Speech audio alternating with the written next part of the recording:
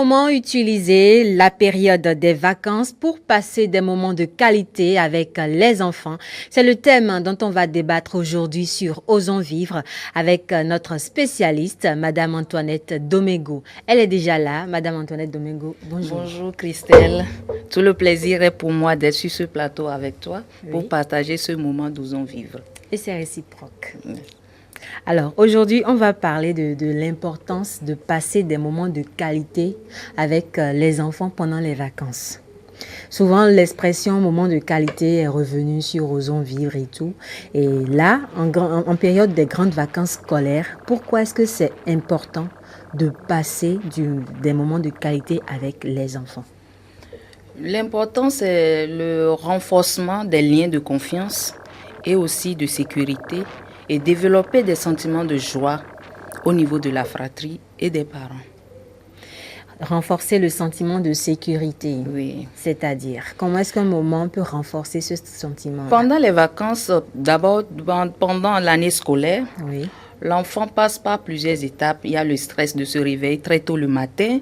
Les parents aussi sont pressés pour aller vaquer aux occupations. Oui. Pour l'enfant, c'est comme automatisme. Donc, l'enfant se réveille le matin, prépare son sac pour aller à l'école. Mais pendant les vacances aussi, il faudrait maintenant ralentir le train de vie et permettre à l'enfant de créer. L'enfant doit créer lui-même ses vacances. Créer lui-même ses vacances. Oui. Wow. En faisant quoi, par exemple? Vous planifiez tout. Avant, l'enfant se réveillait à 6 heures du matin parce qu'il doit s'apprêter pour aller à l'école. Oui. Mais pendant les vacances, la maman peut savoir que l'enfant peut prendre un peu du temps oui, bien sûr. Avant de se réveiller. Là, on ne va plus tout de suite, après les vacances, mettre d'autres activités. D'abord, il faut décompenser, permettre à l'enfant de s'amuser, d'oublier. Là, ça permet à l'enfant d'avoir d'autres élans. Oui. Alors que pendant les vacances, pour d'autres parents, ils ont eu de la main-d'œuvre. Pour d'autres parents, c'est de l'aide. Oui. Où l'enfant doit tout faire, on ne veut plus faire ce qu'on faisait. L'enfant est obligé de travailler, faire tout ce qu'il ne faisait pas. Non, même le fait d'aller à l'école, l'enfant travaille. Donc, permettre à l'enfant de décomposer, de décomposer. De décomposer, de décompresser. Décompresser. Et après ça, l'enfant, en commun accord avec les parents, oui. crée des moments. Ça peut être avant le repas, ça peut être pendant les week-ends, parce que ça, d'abord, ce moment de qualité dépend des activités de chaque parent. Oui, de la disponibilité aussi de chacun d'entre eux. Oui. Maintenant, si des parents sont à la maison en permanence, c'est le moment d'avoir. Ce n'est pas qu'on permet à l'enfant de faire tout, mais c'est un moment où on essaie de voir l'autre face cachée de l'enfant. Parce que quand les parents sont présents, l'enfant n'arrive pas vraiment à présenter qui il est. Tout à fait. Parce que si tu as un parent qui passe tout le temps qui crie, ou bien qui ne veut même pas te comprendre, là, l'enfant te fait voir ce que tu veux. Et l'enfant reproduit toujours nos peurs. Ce qu'on cache dans notre subconscient, c'est ça l'enfant ressort. Quand tu as peur que l'enfant fait telle bêtise, l'enfant le fera. Parce que l'enfant joue sur ces moments de peur des parents. Donc, c'est des moments où il faut réellement discuter avec l'enfant. Entrer en contact avec lui. Surtout l'observer. C'est l'observation. On n'est pas là tout le temps pour faire des reproches à l'enfant pendant les vacances. Et là, quand on laisse passer cette première période où l'enfant doit décompenser, oui. Ça vient maintenant le moment de la planification. Où avec l'enfant, on essaie de voir au cours de l'année scolaire, oui. Quelles sont les matières que l'enfant n'arrive pas à s'approprier. Voir avec lui, pour ces matières-là, quelles sont ses attitudes avec ses camarades de classe. Là, il faut replonger l'enfant dans l'atmosphère scolaire. Oui, mais pas pour étudier. À travers ses notes, même lui-même, quelle est la matière que tu aimes plus? Faire une lecture de son bulletin avec lui. Et maintenant, quand vous faites ça, l'enfant est ouvert. L'enfant essaie de s'exprimer. Même s'il ment, tu sais que cet enfant ment. Ne lui dis pas tu mens. Trouve des astuces à la mener à la réalité. Parce qu'au fur et à mesure que tu lui dis tu mens, l'enfant va toujours s'enfermer et te montrer une autre face de lui-même. Et bien l'observer. tout en souriant. Même si ça te fait mal, que tu vois que cet enfant s'amuse au lieu de prendre son travail au sérieux, tu essaies de le ramener par des actes.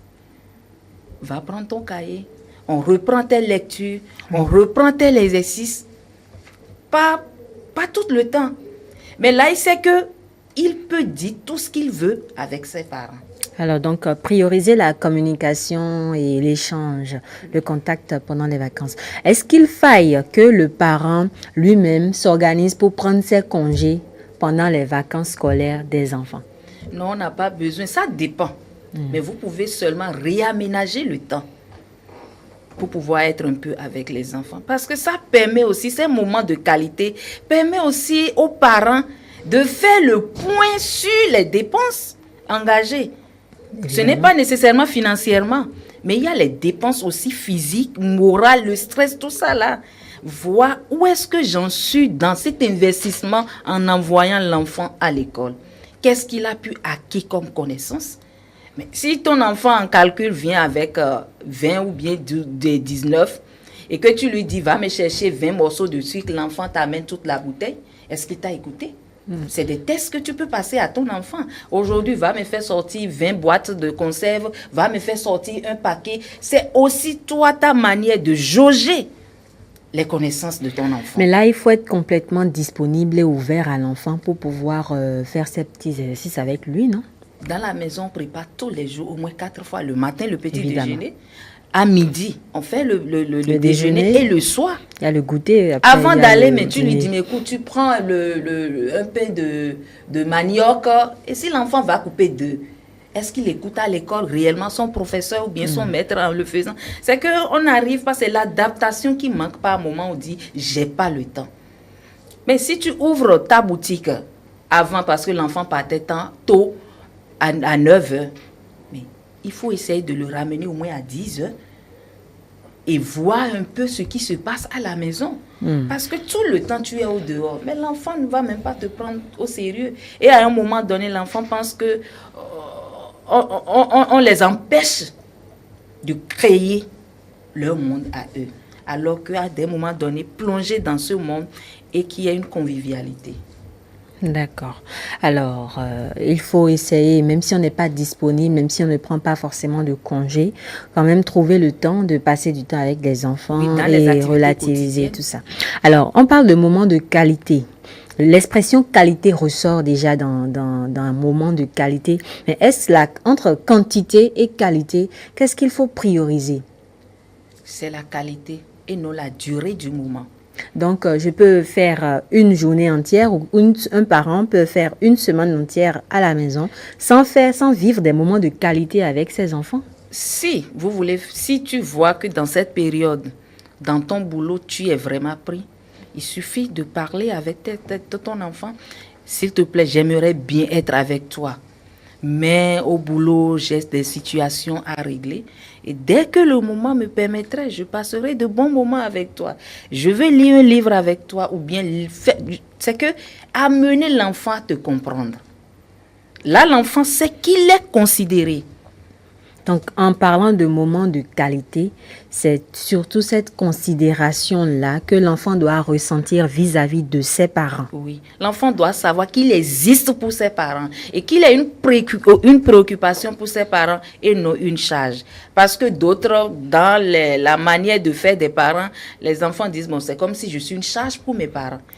Mais au cours de ces moments de qualité, le parent fait savoir à l'enfant réellement qu'il est important pour lui et que c'est simplement pour ses préoccupations qu'il ne peut pas être présent à tout bout de champ à ses côtés. Et essaie de mettre un peu, de le cajoler. En lui disant ça, tu le touches. Là, il n'a pas de moment de qualité, mais au moins il a des gestes, des caresses pour pouvoir comprendre. Oui, je suis important aux yeux de mes parents. De mes parents. Alors, dans cette période de vacances scolaires, pour l'organisation de ces moments de qualité-là, est-ce qu'il faille forcément dépenser beaucoup d'argent et dire, bon, ok, on va faire une grande sortie ou bien les emmener dans un endroit extraordinaire? Est-ce que l'impact financier de ces moments de qualité-là importe? Mais si l'impact financier joue, ça veut dire qu'il n'y a pas un moment de qualité. Vraiment? Oui, il n'y a pas de moment de qualité. Maintenant, si l'enfant se comporte bien, on veut le récompenser, on peut sortir avec l'enfant et lui faire plaisir. Là, c'est pour récompenser l'enfant et passer l'ambiance. Mais développez-le à la maison compte tenu de vos moyens. Mais vous savez, les enfants c'est des êtres extraordinaires qui vous permettent même d'économiser. Apprenez à faire des petites amuse-gueules à la maison avec vos enfants.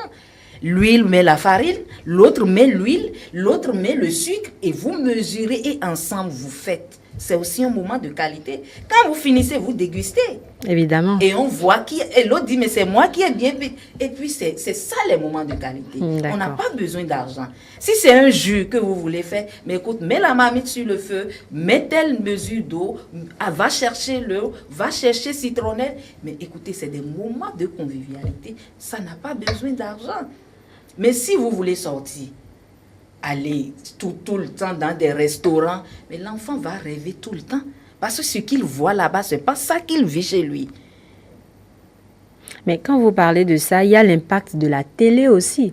Parce que quand les enfants regardent la télé, même les dessins animés qu'ils regardent, et les films pour les adultes, les jeunes adolescents, les jeunes adultes, voilà, il y a des scènes qui se déroulent dans ce qu'ils regardent, qui les impressionnent et qu'ils ont envie de vivre à la maison. Mais les parents n'ont pas forcément les moyens de leur accorder ça. Comment gérer dans ces situations? Pendant les moments de qualité, oui, vous permettez à l'enfant de définir ses passions, ses attraits. Et sur ce, mais écoute, oui, ça c'est bon. Mais maintenant, compte tenu de telle situation, on ne pourra pas le faire, mais on le remet plus tard.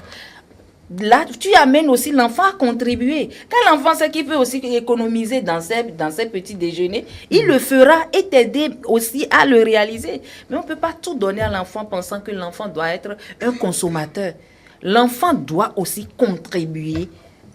Si l'enfant le dit, on voit que ses vacances, ok, si c'est ça, tu m'aides dans tel domaine, je peux t'amener. L'enfant aussi peut contribuer, même pendant ces moments de qualité, à vous aider dans vos exercices, dans vos tâches, à la boutique, ou bien, c'est que l'enfant veut être exploité, mais ne veut pas qu'on l'oblige. D'accord. Donc, on doit l'exploiter sans qu'il ne comprenne qu'il est en train d'être exploité. Mais il apprend par ça. Il apprend. C'est que, je ne sais pas, c'est émerveillé quand vous les voyez. Vous-même, vous faites des plans. Oui. La télé à telle heure. Et comment on appelle la cuisine. Moi, je donne un exemple. J'avais mes neveux et nièces. Et quand ils se dit, mais essayons de régler notre emploi du temps. Oui. Les matins, vous suivez la télé à quelle heure là-bas? Parce qu'ils ont déjà fait quelques temps avant de venir.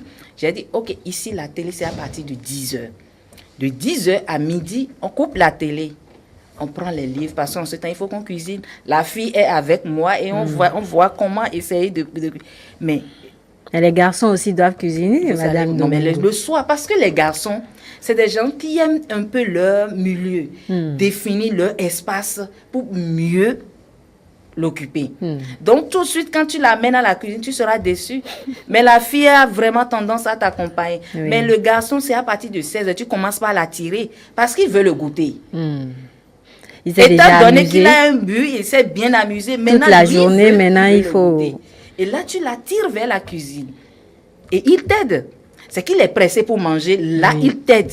Il y a un intérêt en jeu. Si je faisais ça, oui, il faut tenir compte des intérêts des enfants pour les amener et créer ce moment de qualité. D'accord. Alors, quand on a des enfants de différents âges, pour les parents qui ont des enfants, par exemple, de 15 ans, de 16 ans, et d'autres qui sont moins âgés, 10 ans, 8 ans, comment faire pour trouver des activités qui intéressent tout le monde et qui permettent à toute la famille de quand même passer un moment de qualité ensemble? À ce niveau, il faudrait apporter un éclaircissement. Oui. Il faut d'abord avoir cette culture de moment de qualité. Sinon, quand on s'y met, on voit que c'est difficile. Quand c'est déjà préparé, on met tout le monde. Tu sais que l'aîné a des choses qu'il doit apprendre au cadet.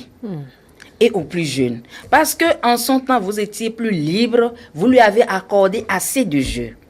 C'est le moment, grand frère, Quel est le jeu que tu veux qu'on exploite? Parce que ça a été une transmission des parents au plus aîné. Oui. Maintenant, l'aîné dit, bon, on avait l'habitude de faire tel jeu. D'accord. Le petit est plus curieux de savoir quel est ce jeu. C'est cela. Ce qui se passait avant qu'ils ne viennent au monde. Donc, c'est cette transmission du haut vers le bas. Oui. Ou bien même le petit dit, mais non, le grand n'a même pas... On a fait telle chose à l'école, j'ai vu telle chose, et le grand dit, mais on va voir. C'est un défi que ces enfants se lancent. Et là, vous passez de bons moments, vous riez avec eux, mais vous ne pouvez pas imposer un jeu si en avance, vous n'avez pas l'habitude de déjà jouer avec ces enfants, discuter avec eux, même courir. Parce que par un moment, il va prendre et dire non, et tu le suis.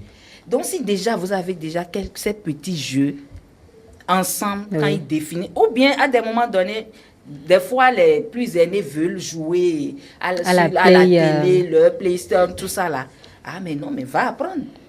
Pour les mettre ensemble, écoute, apprends à jouer à ton jeune frère. Et vous divisez l'heure. L'autre fait 30 minutes, l'autre fait... Qu'est-ce qui se passe? Par exemple, il y a une série sur TV5, la toute petite, elle aime un film africain où il y a un petit dedans, on appelle Ismaël, qui faisait tellement cette comédie. On est sur télé. Et TV5. On est sur télé, Madame Domingo. Non, c'est pour donner 2 exemples pour voir comment on partage les activités. Et l'autre aime les dessins animés, mangas, tout ça là. Mais on partage. Quand toi tu suis de 8h ou bien de 10h à 12h, et quand l'émission de l'autre arrive, tu te patientes et tu vis ce moment avec l'autre. Donc c'est d'abord l'amener les enfants à s'accepter, à dire que quand le moment de l'autre vient, tu partages avec lui. Et quand ton moment vient, il le partage avec toi. Et ça fait que même à des moments, on ne veut même pas suivre, mais on trouve des passions, on trouve des trucs dedans qui nous intéressent. Donc, c'est à eux toujours de définir. Et nous, on est là simplement pour coordonner, pour qu'il n'y ait pas de dérapage, pour qu'il n'y ait pas de vices cachés. D'accord. Alors, vous êtes spécialiste en des sciences de l'éducation et de la famille. Pour ces parents-là qui nous suivent et qui n'avaient pas l'habitude de vivre des moments de qualité, de programmer des moments de qualité avec leurs enfants et qui le découvrent, comment est-ce qu'ils doivent s'y prendre pour amener cette habitude-là dans leur famille? Oh, mais ces moments de qualité existaient. C'est parce qu'aujourd'hui, nous sommes à l'ère de l'individualisme où nous ne voulons plus partager nos vies, nos plaisirs, simplement nos problèmes. Sinon, ça existait. Et c'est la cohabitation, le partage, le vivre ensemble. C'est ça qui pose problème et on n'arrive plus à percevoir. Et ces moments de qualité aussi, il ne faudrait pas qu'on voit tout le temps la recherche de l'argent. Il faudrait dire, quand je vais chercher de l'argent, je dois le dépenser quelque part. Je dois le dépenser pour des gens. Et en le faisant, il faudrait quand même que j'ai un résultat. Mais si chaque fois je m'en vais, je viens, je ne sais pas dans quoi l'argent est, parce que tu donnes l'argent à l'enfant, tu ne sais même pas ce qu'il fait avec l'enfant. Et toujours la même chose, c'est de dire, vivre ces moments de qualité au quotidien dans les petites tâches. Quand tu veux faire la lessive, donc commencer petit à petit. Démontre-moi ce que tu veux. Moi, je lave toujours tes effets, mais toi, tu le salis tout le temps. Aujourd'hui, ça, tu dois pas, c'est trop sale. Tu le laves, moi, je fais. Et tu mets une petite bassine, l'enfant. Et tu passes le temps à te moquer de lui. Ah, si moi, je fais comme ça, toi tu vas faire ton petit malin avec ça. Et gentiment. Gentiment. Tu ne sais rien faire comme moi. Regarde, moi, je fais ci. Et tu fais l'acte. Vous dialoguez dans le travail. Si vous voulez nettoyer, tu dis, mais prends ce chiffon, moi je suis, tu me suis. Et là, vous faites ça ensemble. L'enfant t'aide sans savoir même qu'il est en train d'apprendre. À un moment donné, tant que tu commences, même si tu ne l'invites pas, il va venir. Et c'est ça simplement d'abord les moments de qualité. Essayez de savoir ce que l'enfant fabrique quand vous n'êtes pas là. Mais il y a des parents, tu n'es même pas là, devant toi l'enfant pose l'acte. Tu imagines même ce qui n'a jamais existé. Ce moment de qualité, l'enfant sera triste. C'est aussi des moments où on découvre les comportements des enfants. La vraie personnalité des enfants. Parce que quand l'enfant est là, soit il est timide, tu dis, tout l'enfant ne veut pas parler. Ah, il faut commencer par dire, mais je ne sais pas quand mon enfant est là. Quand je suis là, mon enfant n'aime pas parler. Mais quand je suis ailleurs, quand j'entends sa voix, il faut savoir qu'il y a l'hypocrisie qui se développe là. Donc pour ces parents-là qui nous suivent et qui n'avaient pas l'habitude de programmer ces moments de qualité, ils peuvent trouver dans les petites choses de la vie quotidienne Oui, pour pouvoir communiquer avec leurs enfants et progressivement le lien va se créer. oui. Alors, Madame Domingo, avec ces moments de qualité-là, passer du temps avec son enfant, essayer de dialoguer, jouer, etc., est-ce qu'il ne faille pas prévoir des moments de solitude pour que les enfants, quand même, se retrouvent face à eux-mêmes et essayent de définir ce qu'ils ont envie de faire de leur temps? Oui, c'est pour ça on disait tantôt que les moments de qualité, c'est pas la durée. Pour faire une cuisine, c'est à peine 1 heure de temps. Mais si l'enfant ne veut pas, on n'exige pas. Mais c'est un moyen de communication. D'accord. C'est un moyen de suivi et d'adaptation. Et qui permet de créer réellement le lien. Il faudrait qu'au moins dans une journée, soit la nuit ou bien très tôt le matin, que le parent puisse se rendre compte de ce qui s'est passé avec son enfant à son absence. Et il a plusieurs manières de le savoir. Donc c'est aussi, même quand l'enfant est en train de s'apprêter, et tu vas, tu l'aides à s'habiller, mais tu crées déjà ce moment de qualité. D'accord. Donc, même quand on n'est pas là, est-ce que aider l'enfant à vivre ces moments de solitude-là, je veux dire, quand l'enfant a envie de se construire, a un rêve, par exemple, déjà très jeune, l'enfant dit « je veux être docteur, je veux être avocat, etc. » Est-ce qu'il faut leur trouver des jeux qui ont rapport avec ces métiers d'avenir-là pour leur permettre de jouer tout seul et essayer de se développer? Comment est-ce qu'on peut aider son enfant à bien vivre ces moments de solitude-là? Les moments de solitude, d'habitude, moi je dis d'inscrire les enfants dans des centres où ils auront contact avec d'autres, voir les autres faire. Parce que quand on parle de moments de solitude, c'est l'isolement. Oui. Et là, pour prendre la parole en public, à la longue, ça joue sur les enfants. Aujourd'hui, que l'enfant aille dans une bibliothèque en face d'un livre, il a aussi créé son moment de solitude. C'est peut-être à travers des livres, l'inciter à lire. Oui. Là, tu communiques avec l'écrit de l'auteur. Et tu rentres dans ce monde, tu es seul face à ça. Mais face à la télé, tu ne peux pas créer ton monde de solitude. Face au jeu, tu n'as pas créé ce monde de solitude. Mais réellement, permettre aux enfants, en planifiant les vacances, il y a temps pour la lecture, pour la télé, pour les promenades, pour le manger. Donc, voilà un peu l'assemblage des moments de qualité. Ce n'est pas faire la même chose tout le temps. Même toi, même le parent, tu as besoin aussi de ta solitude. D'accord. Alors, on va parler maintenant du rituel familial. Le rituel familial, quelle est son importance? À quoi est-ce que ça sert? Le rituel familial, pour moi, c'est la construction du plus petit au plus grand et aussi la transmission des valeurs. Et quand on essaie à un moment donné d'évaluer qu'est-ce qu'on a pu transmettre, est-ce que cette transmission a été bien acquise? Oui. Là, on passe d'une étape à une autre parce que quand vous êtes parent, vous devenez grands-parents. Oui. Et être en mesure que le jeune parent a pu acquérir certaines capacités Oui. à pouvoir prendre la relève. Pas nécessairement sur vous, vos erreurs ou bien vos succès, mais quand même utiliser et vivre la responsabilité. D'accord. Oui. Alors, dans cette période de vacances scolaires, en parlant de rituel familial, est-ce que, par exemple, les parents peuvent décider de prendre le dimanche pour préparer un repas spécial? Ça va être le repas du dimanche ou des activités comme ça. Est-ce que c'est important de créer ces formes de rituels, de célébration dans la famille pour mieux vivre cette période de vacances scolaires et pourquoi pas après même pendant la rentrée? Oui, mais c'est la meilleure des manières. Parce que l'habilité sociale dont nous avons besoin pendant les vacances, Oui. c'est d'abord amener l'enfant à dire oui, même si tu as commis des erreurs, même si tu n'as pas travaillé, nous, on est là pour toi. Et on sait que tu vas aller plus loin. Et quand on mange, même à table, on voit ceux qui font le malin. Ceux qui ne veulent même pas manger alors peuvent aller encore à la cuisine. C'est que c'est tous moyens sont importants pour vivre ce moment. Et je ne dirais même pas faire une fois. Même pour les enfants, quand ils ont grandi et qu'ils sortent de la maison, savoir que chaque dimanche, quel que soit là où ils sont, ils doivent revenir à la maison pour le repas du dimanche. Donc, c'est les moments de qualité, pas seulement pour les vacances scolaires, mais pour toute la vie. Oui, bon, pour les vacances, on a voulu un peu... Vous savez, les parents ne voient pas comment utiliser ce moment. Oui. Et toujours, c'est le même rituel. Mais c'est aussi un moment qu'ils doivent quand même se calmer et laisser voir si ce qu'ils investissent Porte le fruit. porte le fruit au niveau des enfants.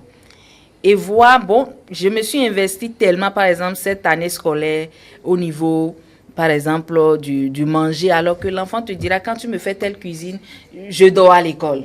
Donc, l'année, tu te prépares pour la rentrée prochaine, pour voir qu'est-ce que tu dois réduire, qu'est-ce que tu dois augmenter, dans quel chemin tu dois avancer pour permettre à l'enfant d'acquérir plus sa dépendance dès que tu n'es pas présent à côté de lui. D'accord. Alors, il y a un dernier volet que je voudrais bien qu'on aborde. Tout à l'heure, en début, ou lors de l'une de vos réponses, vous avez parlé de ces parents-là qui trouvent que maintenant que les enfants sont à la maison, ils ont de la main-d'œuvre gratuite. Mais le constat est que ces parents, dans certains cas, bien sûr, n'ont pas tellement le choix. Peut-être financièrement, ils sont limités et il faut qu'ils travaillent pour préparer l'année scolaire qui va suivre. Et on se dit, OK, bon, toi, tu es à la maison maintenant, tu m'aides, etc., pour aller vendre ceci, pour vendre cela. Comment est-ce que ces parents-là doivent gérer pour peut-être transformer ces activités que les enfants font avec eux en moments de qualité? La main-d'œuvre doit être partielle ou bien à l'acte. D'accord. Parce que si on prend l'exemple d'une mère qui a une boutique, Oui. l'enfant ne peut pas, après l'école ou bien pendant les vacances, être dans la boutique du matin au soir. Au soir. L'enfant va vous aider. OK, quand tu vas finir tes occupations, Oui. par exemple jusqu'à midi, dans l'après-midi, tu viens. L'enfant, ça c'est la soirée, peut aller aider ses parents. D'accord. Mais pour d'autres, c'est que dès que tu viens, l'enfant ne retourne même plus pour réviser ses cours. Et simplement, c'est la main-d'œuvre parce que l'enfant doit chercher son argent et sans même faire le point sur le passé, ce qui a marché, ce qui n'a pas marché. Alors que c'est un moment de bilan aussi. Tout à Et fait. pour voir comment accompagner l'enfant au début de l'autre. Mais si tout le temps l'enfant est là-bas, il verra, je vais acheter la tête d'autres personnes à tout bout de champ. Il vient à la maison, il va rêver. Il va rêver tout le temps. D'accord. Et à la rentrée, il n'aura même plus l'emprunt de vite. Parce que là, il touche l'argent tout le temps. Et il voit que sa maman est couchée tout le temps. À la rentrée, il va passer tout le temps à se reposer, pensant qu'il est toujours en vacances. Alors que il étudie un peu, il s'amuse un peu, il aide un peu les parents. Il a une vacance bien accomplie. Donc, en toute chose, trouver le juste équilibre. Oui. Madame Domingo, c'est fini pour Osons vivre de ce jour. Hein. Un dernier mot pour clôturer votre intervention. L'essentiel de ces moments de qualité Oui. n'est pas prouver à l'enfant qu'on est sa mère. Ce n'est pas pour reprocher tout ce que l'enfant a fait. Il faudrait que ces moments soient simplement pour détecter ce qu'on doit corriger au niveau de ses enfants. Et à tout âge, parce qu'un enfant, même si c'est à bas âge, il faut le chatouiller, peut-être qu'il parle, tu ne réagis pas. Donc choisir à chaque niveau des moments de qualité, ensemble et individuellement. Merci beaucoup d'être passé sur ce plateau. Merci, Christelle. D'accord. Alors, comment utiliser la période des vacances scolaires pour passer des moments de qualité avec les enfants? C'était le thème dont je discutais avec Madame Antoinette Domingo. Je le rappelle, elle est spécialiste en sciences de l'éducation et de la gestion familiale.